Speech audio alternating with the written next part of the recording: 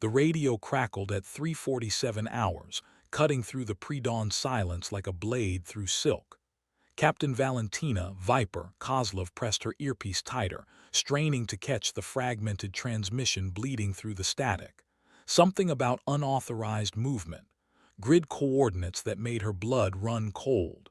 And then, silence. She stood at the edge of Kandahar's ammunition depot, her silhouette barely visible against the sprawling desert landscape. The assignment had felt like exile, a decorated A-10 Thunderbolt pilot reduced to babysitting boxes of ordnance while her squadron flew combat missions over the Hindu Kush. The brass had been clear, routine security detail, nothing more. But routine had a way of becoming deadly in Afghanistan. The depot stretched before her like a metallic graveyard, hundreds of concrete bunkers housing enough firepower to level a city. Each structure was precisely spaced according to blast radius calculations, connected by a network of gravel roads that formed geometric patterns visible only from above.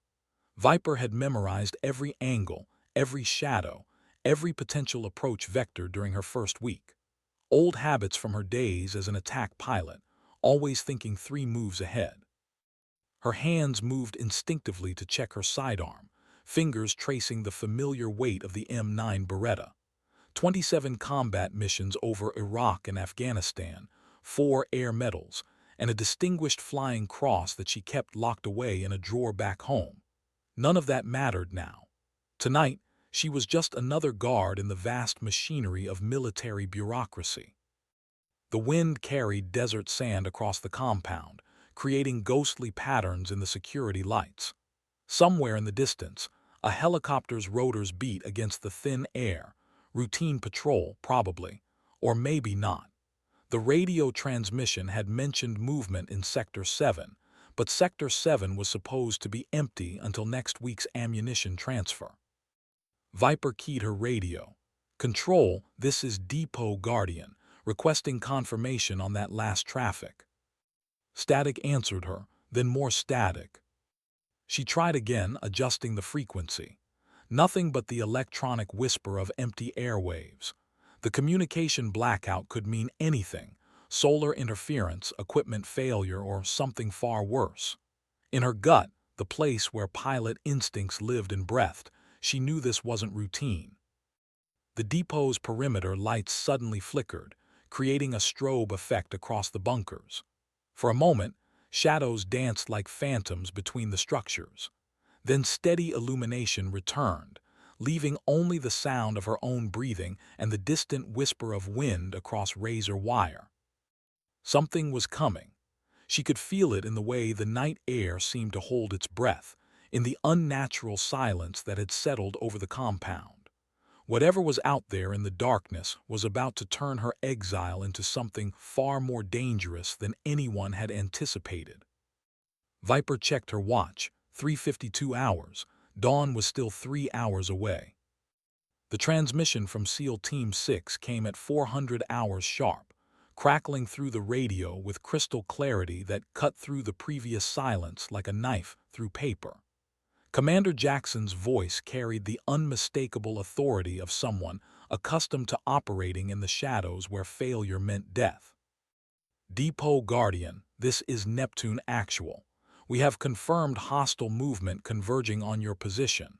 Estimate 12 to 15 combatants with heavy weapons packages. Request immediate status on depot defenses." Viper felt her pulse quicken, but her voice remained steady. "Neptune Actual, Depot Guardian. Single operator on station with standard security protocols. No heavy defensive positions activated." She paused, scanning the compound through her night vision scope. "Sir, what's the nature of the threat?" "Intelligence indicates coordinated assault on ammunition stores. High-value target acquisition suspected. Guardian, we need those munitions secured until reinforcements arrive. ETA 23 minutes. 23 minutes. In pilot terms, that was an eternity. Enough time for a skilled enemy force to breach, acquire, and disappear into the Afghan night with enough explosives to destabilize the entire region. Viper's mind automatically shifted into tactical mode, visualizing the compound from above like she was planning a close air support mission. The depot's layout suddenly transformed in her mental map. What had seemed like random placement of bunkers now revealed itself as a defensive matrix. Each structure positioned to create interlocking fields of fire, blind spots eliminated through careful engineering. Someone had designed this place expecting exactly this kind of assault. Neptune Actual, requesting permission to activate automated defense systems. Negative Guardian, systems are offline for maintenance rotation. You're on your own until we reach your position. Viper's jaw tightened. Alone, outgunned, and responsible for protecting enough military ordnance to supply a small army. The irony wasn't lost on her. The pilot they'd grounded was about to fight the most important air-ground coordination mission of her career, except this time she was the ground element. She moved with practiced efficiency, checking sight lines and ammunition counts. Her rifle, an M4A1 with ACOG scope, held 30 rounds plus one in the chamber. 4 additional magazines on her vest. Not much against 15 attackers, but she'd made impossible odds work before. The night vision revealed movement in the eastern sector, shadows flowing between the outer security barriers like liquid darkness. Professional movement, disciplined and coordinated. These weren't insurgents looking for opportunity. This was a planned military operation. Neptune Actual, I have visual confirmation of hostiles approaching from grid 318,542. Multiple contacts using tactical movement patterns. Copy Guardian, hold your position and delay until we arrive. Do not engage unless absolutely necessary. Don't engage. The order sat heavy in her chest because every instinct screamed the opposite. In her A-10, she would have already been diving toward the target, GAU-8 cannon spooling up to deliver 30mm devastation.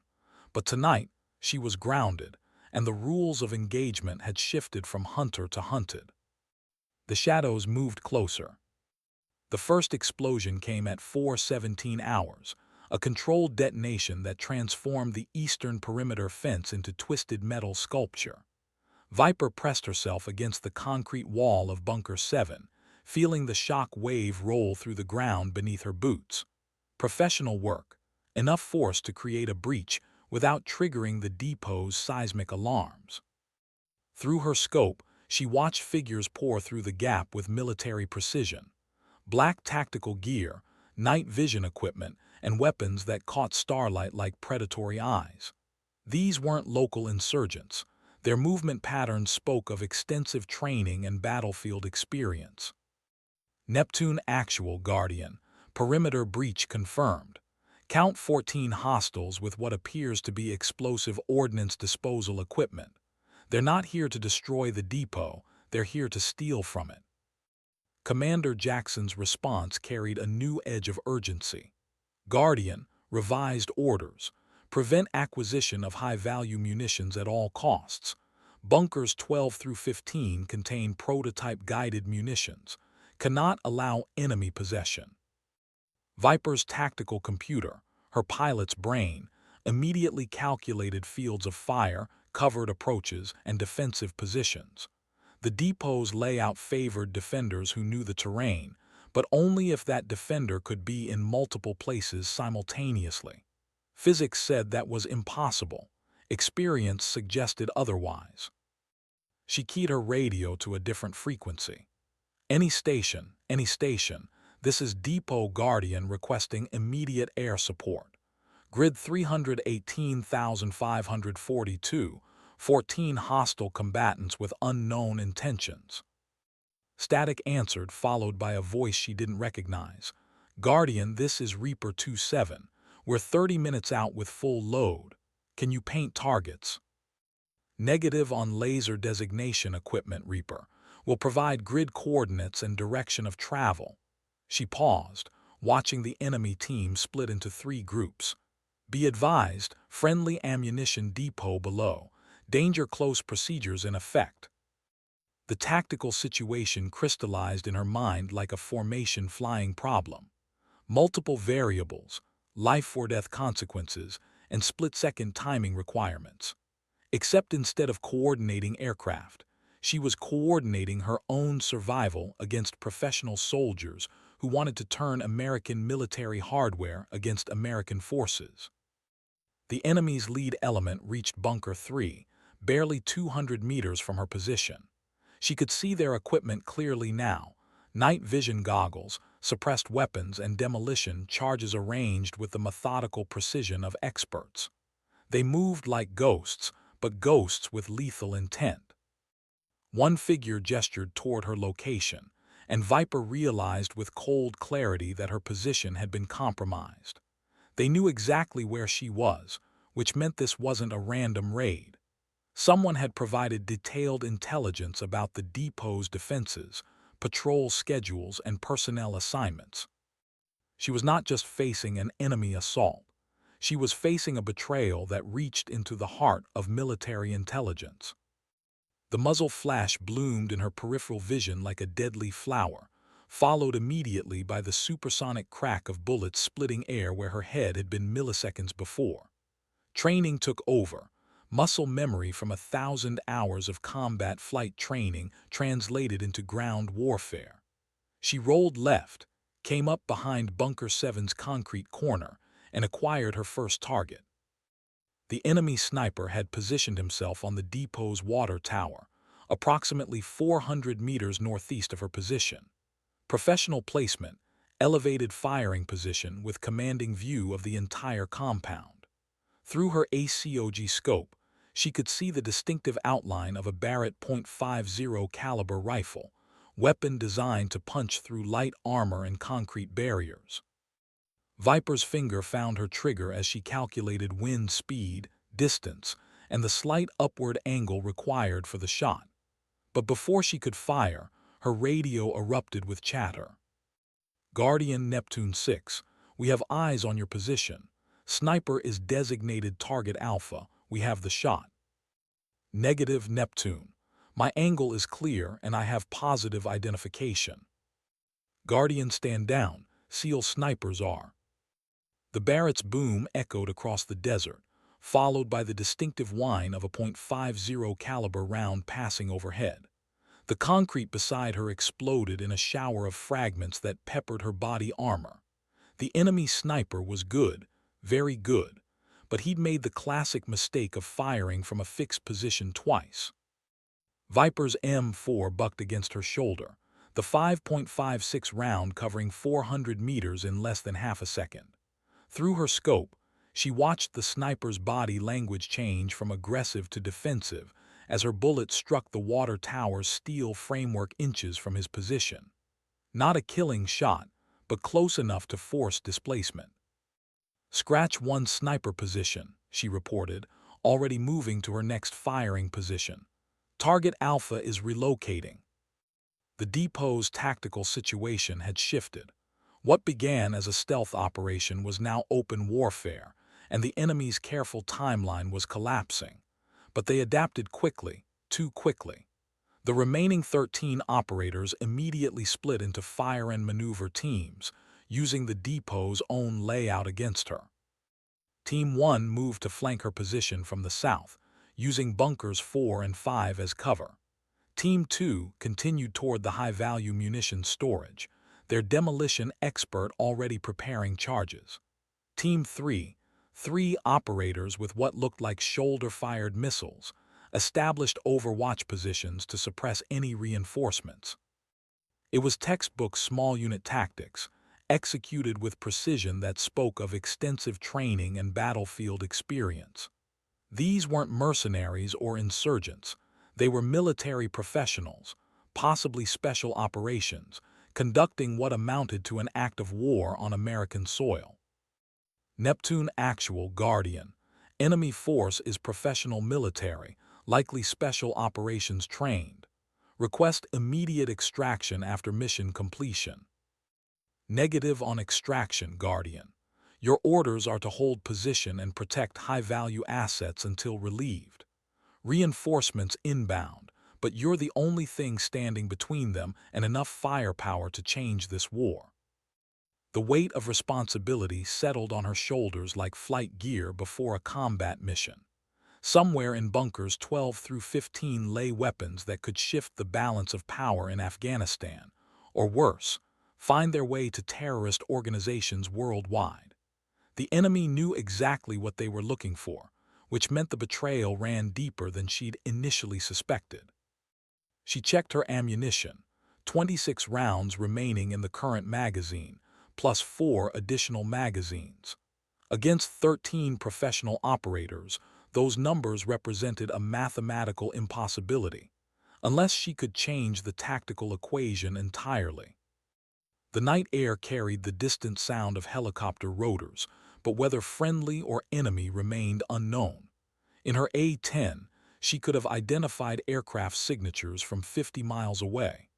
On the ground, every sound became a potential threat, every shadow a possible enemy position. Time to remember that the best defense was often an unexpected offense. The first enemy team reached Bunker 12 at 4:31 hours, their demolition specialist immediately beginning work on the reinforced lock mechanism. Viper watched through her night vision as the man produced what appeared to be thermite charges, military-grade equipment designed to burn through hardened steel in seconds. Professional-grade ordnance disposal tools meant for precision work, not destruction. They definitely weren't here to destroy the munitions. They were here to steal them. From her position behind Bunker 7, she had a clear shot at the demolition expert, but taking it would reveal her location to the Overwatch team positioned 300 meters to her east. Basic infantry tactics suggested patience, waiting for the enemy to present multiple targets or commit to positions they couldn't easily abandon. But pilot instincts operated on different principles. Speed, aggression, and decisive action often trumped careful planning, especially when outnumbered and facing professional opposition. Sometimes the best tactical decision was the one your enemy couldn't predict. Viper keyed her radio to the emergency frequency. Any station, this is Depot Guardian declaring Broken Arrow situation. Repeat, Broken Arrow. Enemy forces are attempting to acquire strategic weapons at grid 318,542. Broken Arrow, the military code indicating potential loss of nuclear or strategic weapons to enemy forces. It wasn't technically accurate since the depot contained conventional munitions, but it would guarantee an immediate response from every available asset in theater.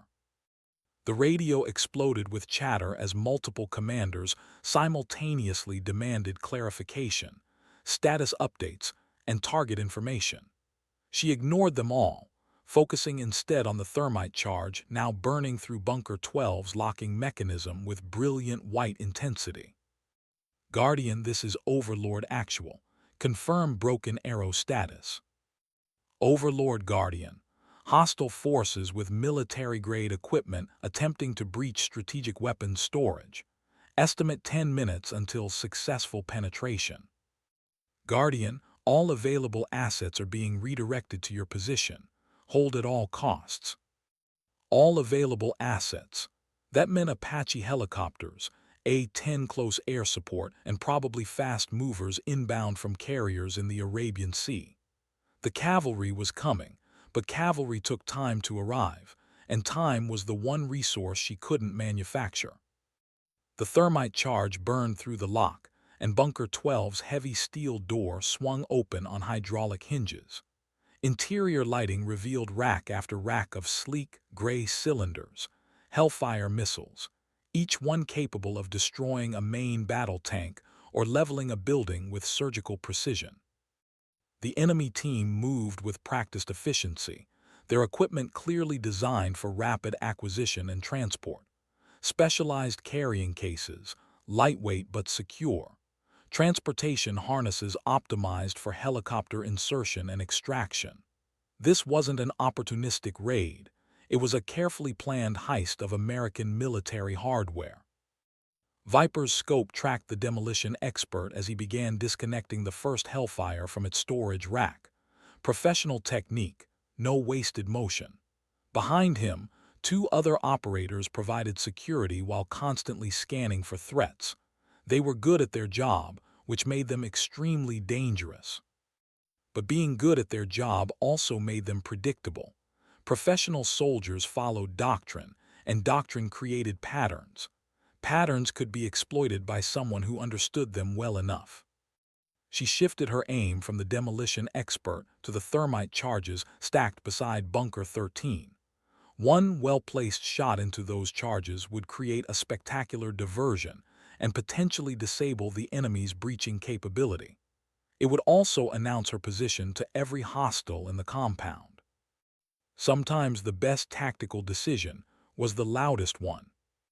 The 5.56 round struck the thermite charges at 4:37 hours, transforming the night into blazing daylight as multiple charges detonated simultaneously. The explosion illuminated the entire depot in harsh white light, casting stark shadows between the bunkers and revealing enemy positions with crystalline clarity. Viper used the momentary confusion to relocate, sprinting 50 meters to a new firing position behind Bunker 5, while the enemy team struggled to adapt to the sudden change in tactical situation. Through her scope, she counted targets. Two operators near Bunker 12 temporarily blinded by the thermite flare, three more moving to investigate the explosion source, and the Overwatch team repositioning to engage her suspected location. Guardian, Neptune Actual.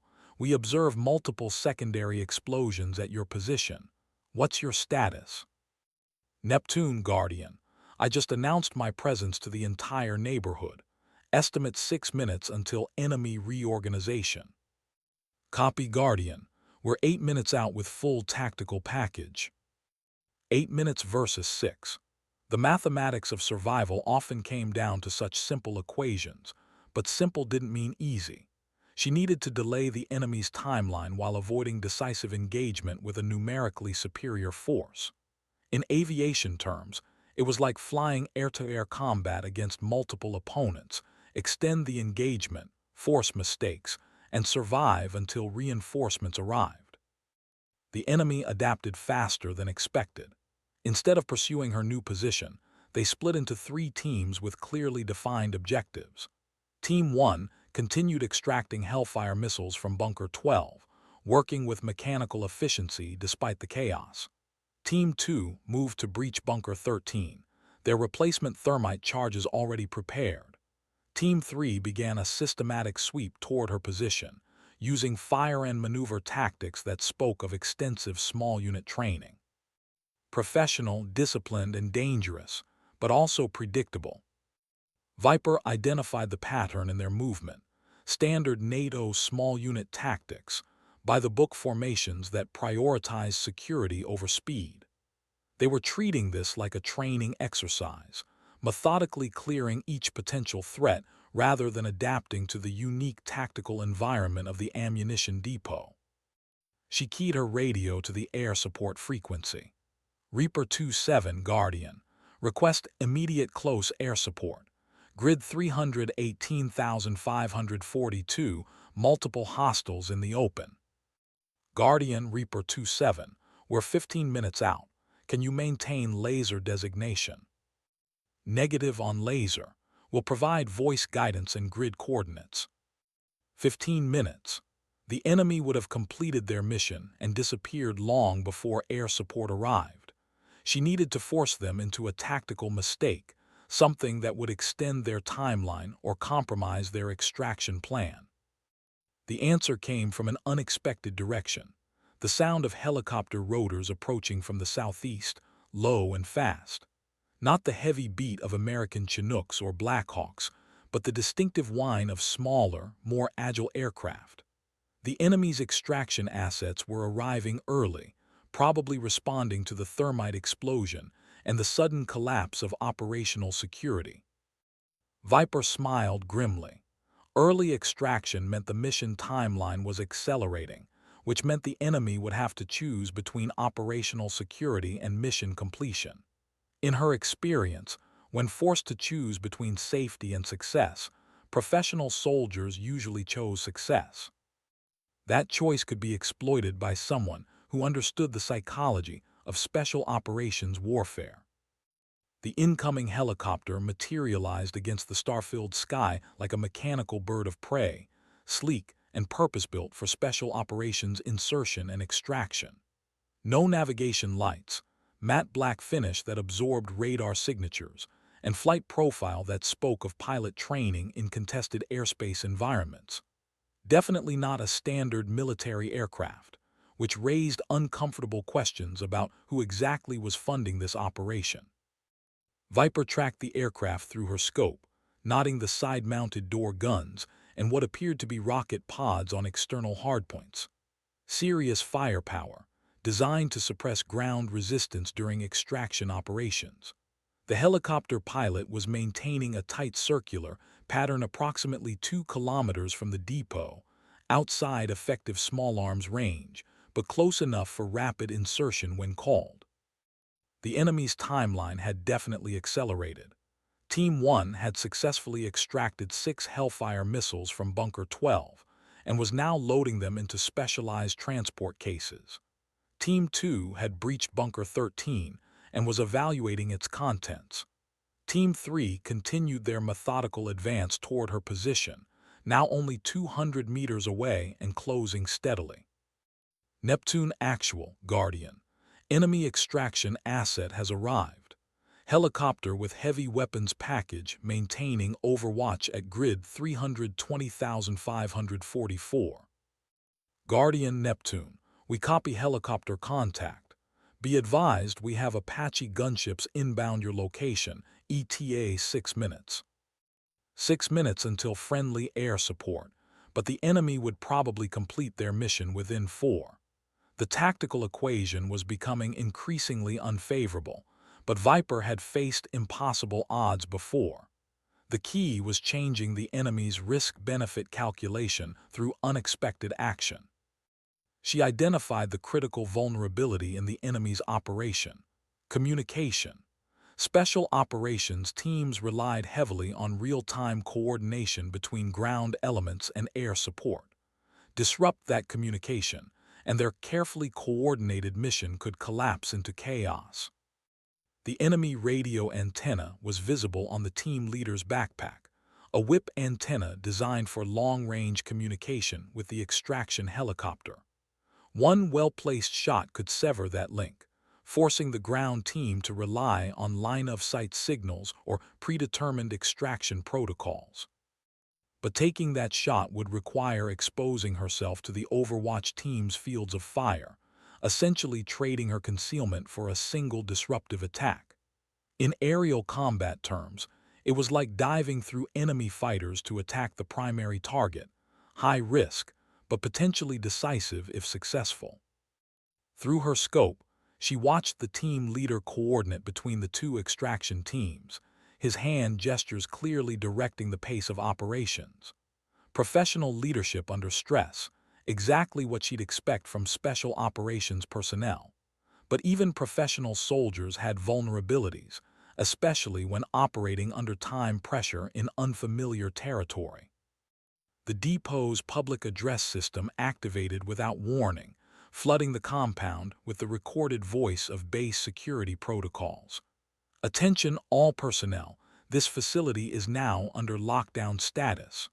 All personnel report to designated safe areas immediately. The security system had finally detected the perimeter breach, but its automated response was creating more confusion than assistance. The loudspeaker announcements would mask small sounds, including footsteps and equipment movement, while the flashing warning lights would interfere with night vision equipment.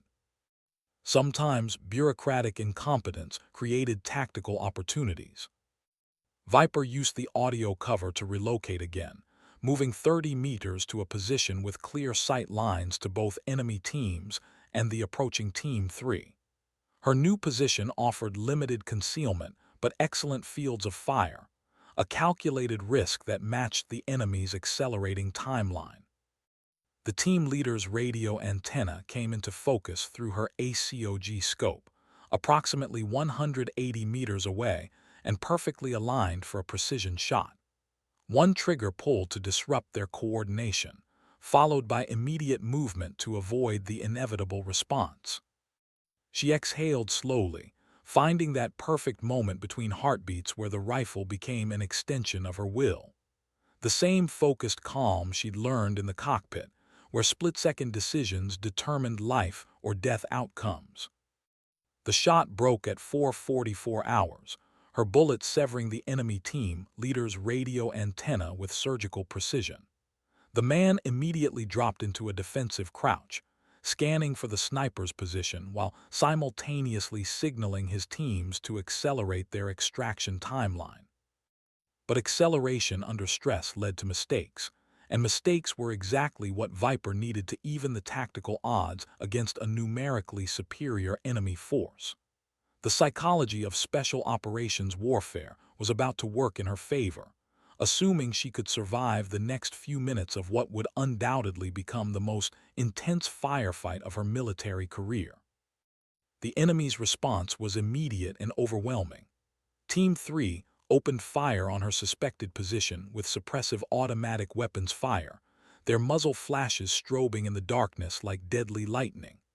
Concrete fragments exploded around her as high-velocity rounds chewed through the bunker walls, forcing her to abandon her firing position and seek better cover deeper in the compound. But the loss of radio communication was already affecting their coordination. Without constant contact with the extraction helicopter, the team leader had to rely on visual signals and predetermined protocols. She could see him using hand gestures to direct his teams, but hand signals required line-of-sight contact, which limited tactical flexibility. Team 1 had accelerated their extraction process, now pulling Hellfire missiles from their storage racks with less precision and more urgency. Team 2 was still evaluating Bunker 13's contents, but their body language suggested they'd found something significant. Both teams were operating under increasing time pressure, which meant increasing probability of mistakes. Viper relocated to Bunker 9, a position that offered better protection from the suppressive fire while maintaining sight lines to the high-value targets. Her ammunition count was becoming critical, 18 rounds in the current magazine, plus 4 additional magazines. Against 11 remaining hostiles with professional military training and superior firepower, conservation was essential. The extraction helicopter had moved closer, now orbiting at approximately 1,500 meters, while its door gunners scanned the compound through advanced optics. The pilot was maintaining altitude to avoid small arms fire, but close enough to provide covering fire during extraction. Standard special operations protocols, but protocols that could be exploited by someone who understood aviation tactics. Guardian, Neptune Actual. We have visual contact with your position. Enemy helicopter is being engaged by inbound Apache flight. Maintain position for danger close fire support. Through the desert air came the distinctive rotor beat of AH-64 Apache helicopters, their turbine engines creating a sound that every ground soldier learned to love, the cavalry arriving with Hellfire missiles and 30mm chain guns. But the enemy helicopter was already maneuvering defensively, its pilot clearly experienced in air-to-air combat. The aerial engagement began at 4:47 hours, played out against the star-filled Afghan sky like a lethal ballet. The extraction helicopter banked hard right, trading altitude for speed while launching countermeasures designed to confuse incoming missiles. The Apache flight split into attack formation, one aircraft pursuing while the other maintained overwatch for ground targets. But air-to-air combat took time, and time was still working in the enemy's favor. Team 1 had successfully loaded 8 Hellfire missiles into transport cases and was preparing for extraction. Team 2 emerged from Bunker 13 carrying what appeared to be advanced targeting systems, laser designation equipment that would turn stolen Hellfire missiles into precision-guided weapons capable of surgical strikes against high-value targets. The tactical situation crystallized with painful clarity. The enemy wasn't just stealing missiles. They were acquiring complete weapon systems that could be used to conduct precision attacks anywhere in the region. American military hardware turned against American interests, guided by American targeting technology stolen from an American ammunition depot. Viper's radio crackled with new traffic. "Guardian, this is Overlord Actual. Be advised, Bunker 13 contains classified targeting systems.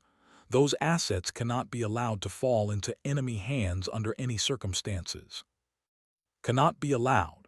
Military language that carried implications beyond tactical necessity. If the enemy succeeded in extracting those targeting systems, the consequences would extend far beyond Afghanistan. Precision-guided weapons in the wrong hands could destabilize the entire region, turning the tide of multiple conflicts simultaneously. She checked her watch. 4:48 hours. The SEALs were still 4 minutes out. The Apache engagement could last anywhere from 30 seconds to 10 minutes, and the enemy was preparing to extract with enough stolen military hardware to change the strategic balance in Southwest Asia. Time to remind everyone why they called her Viper. The targeting system cases were loaded onto an improvised stretcher carried by 2 members of Team 2, their movement slowed by the awkward weight and dimensions of the equipment. Professional soldiers, but even professionals struggled with heavy loads over uneven terrain. The depot's gravel roads created an ideal kill zone for someone positioned at the right angle with the right weapon. Viper shifted to a new firing position that offered a clear shot at the extraction route between bunkers 13 and 12.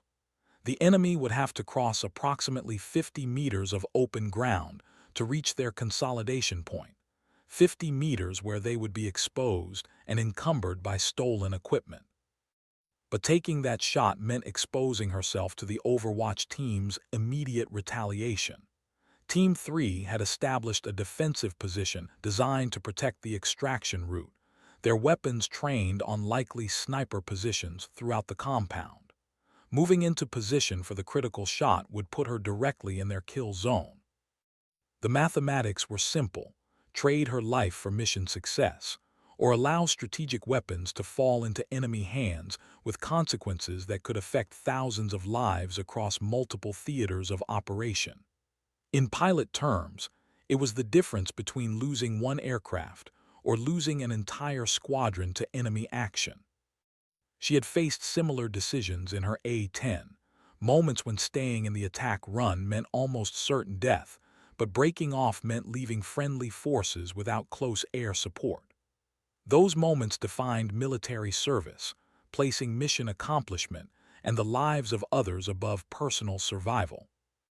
The extraction helicopter suddenly broke from its defensive maneuvering, diving toward the depot with door guns blazing.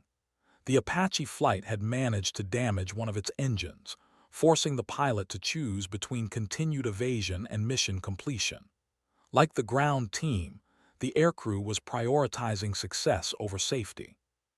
Streams of machine gun fire raked across the compound, forcing Viper to shelter behind Bunker 9's concrete walls, while high-velocity rounds sparked off metal surfaces and shattered security lights. The enemy pilot was providing covering fire for ground team extraction, accepting increased risk to buy time for mission completion. Through the chaos of gunfire and rotor noise, she heard the SEAL commander's voice on the radio. "Guardian, Neptune Actual, we are 2 minutes out. Can you delay enemy extraction?" 2 minutes. The enemy team was consolidating at their predetermined extraction point, the targeting systems secured and ready for helicopter pickup. In 2 minutes, they would be airborne and disappearing into the vast Afghan night with enough stolen military technology to tip the balance of power in half a dozen regional conflicts. Unless someone forced them to choose between mission completion and survival. Viper checked her weapon. 17 rounds in the magazine, plus 4 additional magazines. Against desperate professionals fighting for their lives, mathematics suggested an impossible equation. But mathematics didn't account for determination, training, and the kind of focused aggression that had made her one of the most effective close air support pilots in theater. Time to take the fight directly to the enemy, regardless of personal cost. She moved during the next strafing run, using the extraction helicopter's suppressive fire as concealment for a sprint toward the enemy consolidation point. 50 meters across open ground, directly into the teeth of a defensive position held by professional soldiers with automatic weapons and night vision equipment. But sometimes the most dangerous course of action was also the most unexpected, and unexpected actions created tactical opportunities that couldn't be calculated or planned. The enemy was expecting a defensive sniper, not an aggressive assault from a single operator willing to trade safety for decisive action. The targeting system cases came into view as she reached Bunker 11, carried by two operators who were struggling with the weight while maintaining security awareness. Behind them, the team leader was coordinating final extraction procedures, his attention divided between multiple priorities simultaneously. Divided attention meant reduced effectiveness, and reduced effectiveness meant vulnerability to exploitation by someone who understood the psychology of combat leadership under stress. She had learned those lessons in aerial combat, but the principles applied equally to ground warfare. Viper acquired her first target through the ACOG scope. The operator on the left side of the targeting system cases, center mass at 60 meters. Professional distance for precision marksmanship, especially with equipment that represented strategic value beyond monetary calculation. The shot broke clean, her bullet striking the target with the kind of precision that came from thousands of hours of training, translated into life-or-death application. The operator dropped immediately, his end of the targeting system cases hitting the ground with a metallic crash that echoed across the compound. The remaining operator struggled to maintain control of the cases while simultaneously seeking cover, but the weight and awkward dimensions made rapid movement impossible. Professional soldiers trained for many scenarios, but carrying heavy equipment under sniper fire required compromises between security and mission completion. Viper acquired her second target, but before she could fire, the Overwatch team identified her position and opened up with concentrated automatic weapons fire.